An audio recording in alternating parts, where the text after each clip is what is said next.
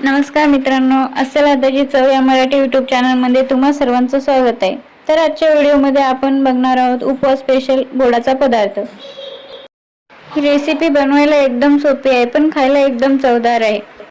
लवकर काही गोड खायचं म्हणलं तर ही रेसिपी तुम्ही नक्की ट्राय करू शकता. 10-15 मिनिटात बनवून तयार होते. चला तर मग रेसिपीला सुरुवात करूया. यासाठी एक अर्धी वाटी साबुदाणा भिजवलेला घेतला आहे. साबुदाणा तुम्ही 15-20 मिनिट भिजवून घेऊ शकता किंवा अगोदर भिजवला तरीही चालेल. जास्त भिजवला नसला तरीही चालतो यासाठी, कारण की हा लवकर शिजला जातो. इथे बघू शकता मी 15 मिनिट हा साबुदाणा भिजवून घेतलेला आहे. चला तर मग आता कढईमध्ये एक मोठा चम्मच तूप घालायचे आहे. आता या तुपाला चांगलं गरम झालं की यामध्ये आपल्या आवडीनुसार ड्रायफ्रुट्स टाकायचे आहेत.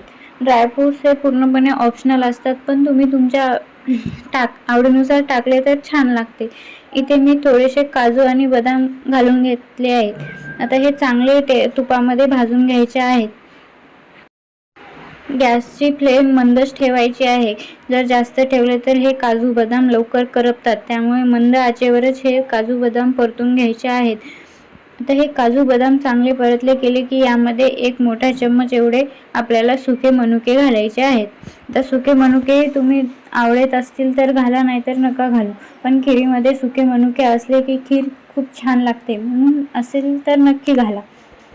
हे सुके मनुकेही चांगले परतून घ्या. सुके मनुके लवकर परतले जातात, त्याला जास्त वेळ लागत नाही.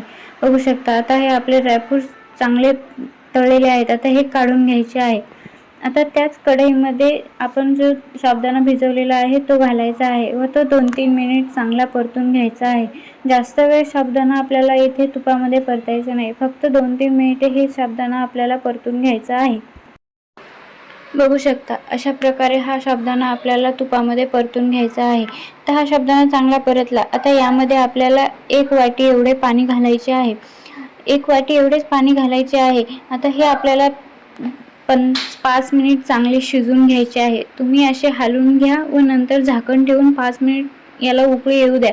म्हणजे हा आपला साबुदाणा पाण्यामध्येच अगोदर चांगला शिजतो, नंतर दुधामध्ये जास्त वेळ शिजवायचं काम नाही. तर बघू शकता आता हा आपला 5 मिनिटात साबुदाणा शिजलेला आहे. अर्धा आपला हा साबुदाणा शिजलेला असतो. आता यामध्ये आपल्याला 1 वाटी एवढे दूध घालायचे आहे. तुम्ही तुम्हाला जास्त पातळसर हवे असेल तर तुम्ही जास्त दूध घालू शकता, किंवा तुम्हाला जास्त करायचे असेल तर याचं मेजरमेंट तुम्ही जास्त लोकांसाठी घेऊ शकता. तर मी इथे 1 वाटी अर्धी वाटी साबुदाणा घेतलेला आहे, त्यामुळे 1 वाटी एवढे दूध आणि 1 वाटी एवढे पाणी घेतलेले आहे. तुम्हाला जर पाणी घालायचेच नसेल तर तुम्ही फक्त दूधही घालू शकता. तर बघू शकता आता हे आपले चांगले मिक्स झालेले आहे. आता हे आपल्याला थोडा वेळ शिजवून घ्यायचे आहे. आता इथे मी एका वाटीमध्ये 1 चम्मच एवढे दूध पावडर घेतलेले आहे. आता या दूध पावडरमध्ये 1 चम्मच एवढे दूध घालायचे व हे मिक्स करायचे.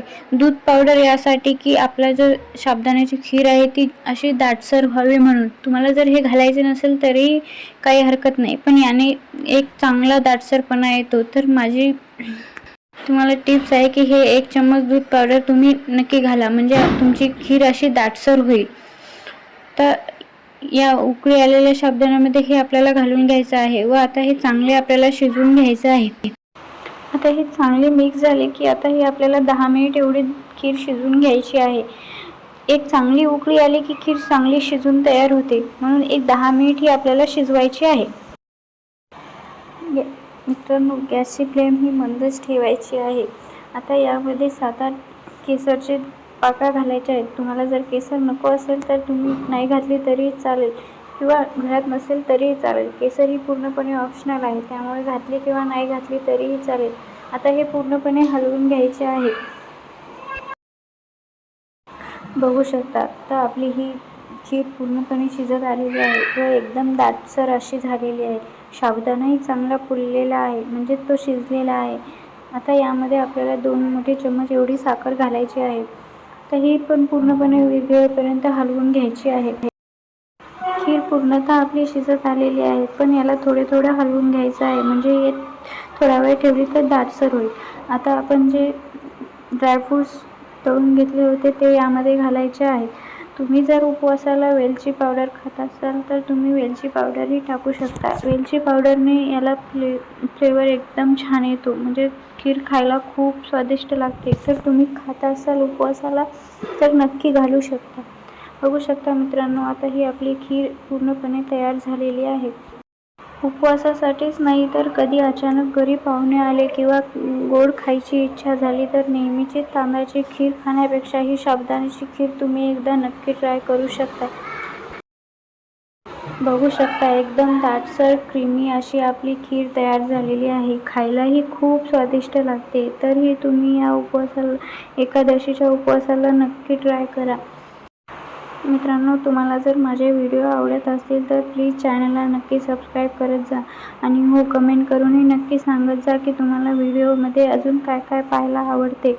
हाही व्हिडिओ तुम्हाला आवडला असेल तर एक लाईक, शेअर, कमेंट नक्की करा आणि चॅनलवर नवीन असाल तर नक्की सबस्क्राईब करा आणि व्हिडिओ बघितल्यापासून मनापासून धन्यवाद.